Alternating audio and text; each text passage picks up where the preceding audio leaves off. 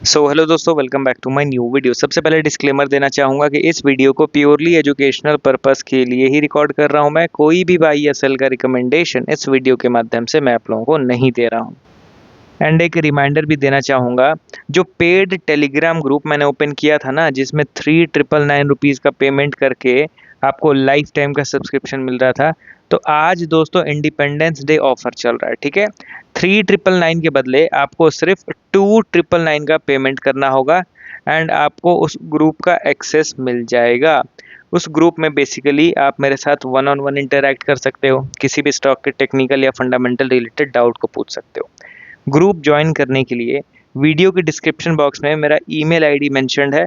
उस ईमेल में मुझे आप मेल कीजिए इंडिपेंडेंस डे ऑफर लिख के, तो मैं आगे का प्रोसेस आपको बता दूंगा। एंड ये ऑफर सिर्फ आज के लिए एप्लीकेबल है, तो जिनको भी ग्रुप ज्वाइन करना है डिस्काउंटेड प्राइस के साथ, तो जल्दी से मुझे ईमेल कीजिए एंड आज इस ऑफर का फ़ायदा उठाइए। आज इस वीडियो में हम लोग टोटल 3 ऐसे स्टॉक्स के बारे में बात करेंगे जो नो डाउट फंडामेंटली स्ट्रांग हैं, बट अभी मेजर रेजिस्टेंस पे ट्रेड कर रहे हैं एंड इनफैक्ट वहाँ पे लिटिल बिट वीकनेस भी दिख रहा है। तो थोड़ा सा हमें यहाँ पे कॉशियस होने की ज़रूरत है। एंड दूसरा चीज़ कि थोड़ा यहाँ अगर न्यूट्रल रहेंगे तो ज़्यादा बेहतर रहेगा, क्योंकि यही स्टॉक्स पिछले कुछ वीक्स पहले की बात है, ऐसा लग रहा था कि ज़बरदस्त मोमेंटम गेन कर चुके हैं, अब ये अच्छा खासा ऊपर जाएंगे। बट अभी कुछ वीक्स के बाद यहाँ पे प्रॉपर वीकनेस का संकेत दिख रहा है, जैसे ही ये अपने रेजिस्टेंस पे पहुंचे वैसे ही। तो पहला स्टॉक हमारे लिस्ट में आपके सामने है यशो इंडस्ट्रीज लिमिटेड। केमिकल सेक्टर से बिलोंग करता है। ज़बरदस्त ये ऊपर जा रहा था, करंटली 4216 के लेवल पे क्लोजिंग मिला है 1.4% के माइनर डाउनफॉल के साथ। अब यहाँ पे रिसेंटली इनके क्वार्टरली रिजल्ट पे ध्यान दीजिए। कंपनी का जो नेट प्रॉफिट है ईयर ऑन ईयर बेसिस में 547% से इंक्रीज हुआ है एंड इनका जो सेल्स है वो बढ़ा है 59% से। एंड प्रॉफिट जो है सिर्फ इस बार ही 547 नहीं, इसके पिछले क्वार्टर में 122% का जंप, उसके पिछले क्वार्टर में 472% का जंप। ऐसा क्यों? क्योंकि पिछले साल कंपनी के रिजल्ट्स बहुत खराब आ रहे थे। ठीक है, इनफैक्ट कभी कभी इन्होंने नेट लॉस भी दर्ज करा था। एंड अभी क्या है कि केमिकल सेक्टर्स आप देख ही रहे हो कि ज़्यादातर केमिकल कंपनीज रिवाइव मोड में आ चुके हैं, तो इसीलिए इसमें इतना ज़्यादा जंप दिख रहा है। And it fundamentally no doubt ये मुझे तो बेहतर लगती ही है। प्लस इनके शेयर होल्डिंग पैटर्न पे भी आप नज़र डालोगे तो बिग प्लेयर्स का इन्वेस्टमेंट अच्छा खासा यहाँ पे इंक्रीज हो रहा है। सारी चीज़ें यहाँ पे बेहतर है, बट कोई कितना ही फंडामेंटली स्ट्रांग क्यों ना हो, एक सर्टेन लेवल तक ही जाएगा ना मोमेंटम तक। ऐसा तो नहीं है ना कि हर दिन एकदम ऊपर जाता ही चला जाए। अब यशो इंडस्ट्रीज के टेक्निकल चार्ट पे आप ध्यान दीजिए तो आपको पता चलेगा। सबसे पहला चीज़, चार्ट देखते ही आप ये चीज़ पकड़ लोगे कि यहाँ पे ओवर स्ट्रेस्ड बाइंग हो चुका है। ठीक है, यहाँ पे इस रेजिस्टेंस का ब्रेकआउट सबसे पहला चीज़ स्टॉक ने फ्लो में दिया। दूसरा चीज़ कि यहाँ से with in a short period of time stock में ज़बरदस्त बाइंग मोमेंटम हम लोग देख चुके हैं। लोअर लेवल से अगर हम लोग मेजर करें तो स्टॉक ऊपर उड़ गया अप्रॉक्स 300%, वो भी कितने 3-4 महीने के अंदर ही सिर्फ। तो ओवर स्ट्रेस्ड बाइंग हो गया। एंड ओवर स्ट्रेस्ड बाइंग में पैनिक सेल ऑफ से कैसे बचना है? सबसे पहला चीज़, आप रैली को एंजॉय कीजिए, कोई दिक्कत वाली बात नहीं है जब तक ये ऊपर उठ रहा है। देखिए, ओवर स्ट्रेस्ड बाइंग का कोई एग्जैक्ट डेफिनेशन नहीं होता है कि भाई वो 300% ही ऊपर जाएगा उसके बाद गिर जाएगा, या 500% ही ऊपर जाएगा उसके बाद गिर जाएगा, वैसा नहीं है। कभी कभी क्या होता है, कुछ स्टॉक्स 2000% भी ऊपर चले जाते हैं, कभी कभी कोई स्टॉक सिर्फ 200% ऊपर जाके ही नीचे गिर जाते हैं। तो बाइंग कब तक कंटिन्यू रहेगा ये हम लोग प्रिडिक्ट नहीं कर सकते, बट हाँ, हम लोग एक सर्टेन लेवल के बाद अलर्ट ज़रूर हो जाएंगे। रैली को एंजॉय करेंगे नो डाउट, बट हम लोग थोड़ा सा कॉशियस हो जाएंगे। जैसे ही चार्ट में वीकनेस दिखेगा ना, इंस्टेंटली हम लोग वहाँ पे little little profit booking start करना पसंद करेंगे। अब यहाँ पे टॉप लेवल पे आप देखिए, इस कैंडल स्टिक को समझिए।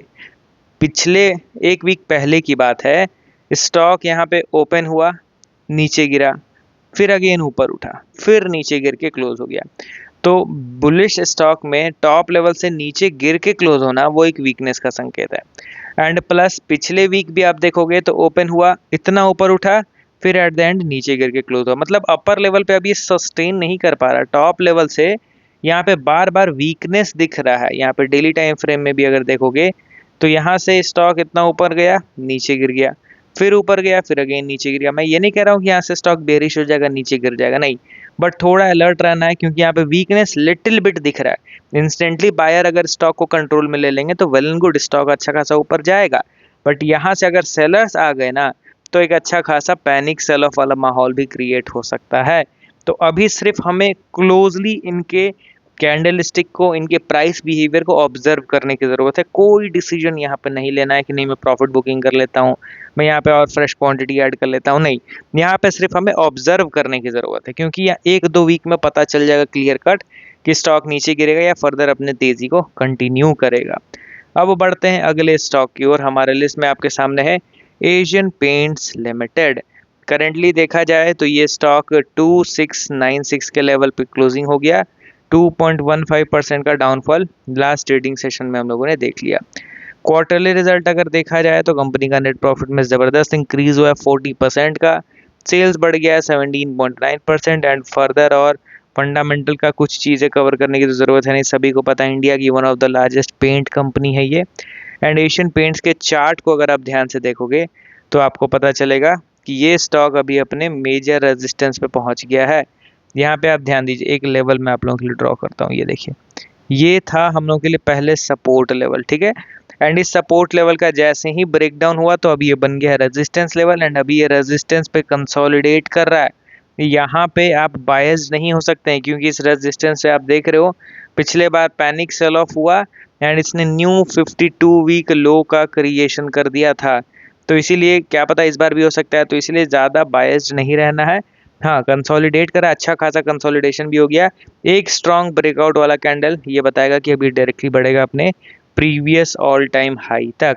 एंड अगर यहाँ पे सेलिंग हावी होता है तो फिर ये आ जाएगा दोबारा से सपोर्ट लेवल पे। तो थोड़ा सा यहाँ पे हमें न्यूट्रल रहने की ज़रूरत है।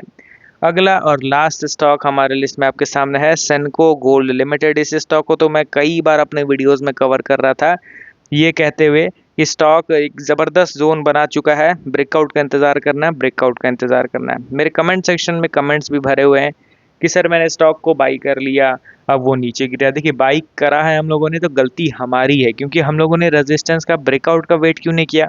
मैं मल्टीपल टाइम्स कहता हूँ कि कोई कितना भी शानदार स्टॉक क्यों ना हो, हमेशा ब्रेकआउट का इंतज़ार करना रहता है। अब यहाँ पे सेनको गोल्ड के मैं डायरेक्टली चार्ट को ओपन करता हूँ, ठीक है।